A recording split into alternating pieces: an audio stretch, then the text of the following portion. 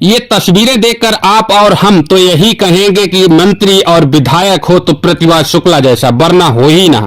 हम इसलिए कह रहे हैं क्योंकि अपने ही कार्यकर्ता के ऊपर इंस्पेक्टर साहब ने फर्जी तरीके से मुकदमा दर्ज कर दिया, जिसके बाद अपने कार्यकर्ता की इज्जत बचाने के लिए खुद मंत्री जी को थाने के बाहर ही धरने पर बैठना पड़ा।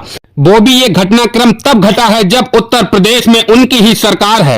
उसके बावजूद भी अधिकारियों पर जब मंत्री और विधायक का कंट्रोल नहीं है तो जनता बेचारी अब किससे न्याय मांगने जाएगी।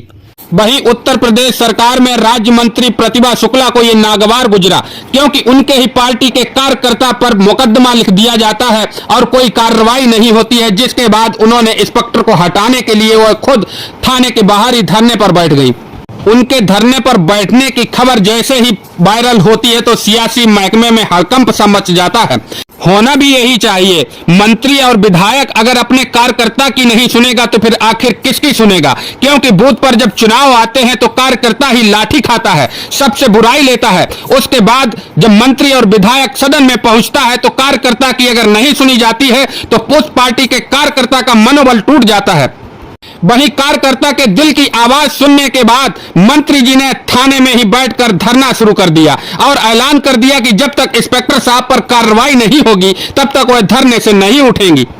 तो इस समय उत्तर प्रदेश की सियासत में एक नया भूचाल आकर खड़ा हो गया है, जबकि उनकी ही योगी की सरकार बड़े दमदारी से चल रही है।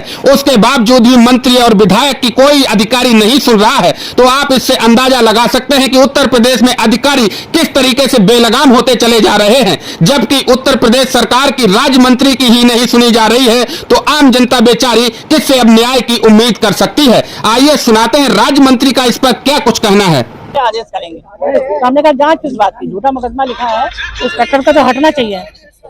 जांच किस बात की, जांच करके आदेश करेंगे। उन्होंने कहा जांच करके कल उसको हम यहाँ से हटाएंगे। तो हमने कहा कल क्यों, आज ही हटाया जाए।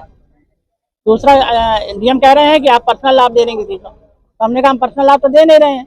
वहाँ हमें बोर्ड भी नहीं मिला था, बदलापुर में 3 बोर्ड मिला था। हम तो जनता के हित में हम लोग काम कर रहे हैं। ये सड़क बननी चाहिए। तहसीलदार वही सामने था, कोई लड़ाई झगड़ा नहीं हुआ था। चौकी इंचार्ज की सरासर गलती थी, इसलिए तो उन्होंने चौकी इंचार्ज को सस्पेंड कर दिया गया है। उसको कर देंगे, साथ ही साथ इसको थाना देख को कल हटाएंगे। हमने कहा आज ही हटाओ, भोगनी पर भेज दो। हमने कहा भोगनी भेज दो। यहाँ पर यहाँ तो काम नहीं कर पा रहे अकबर।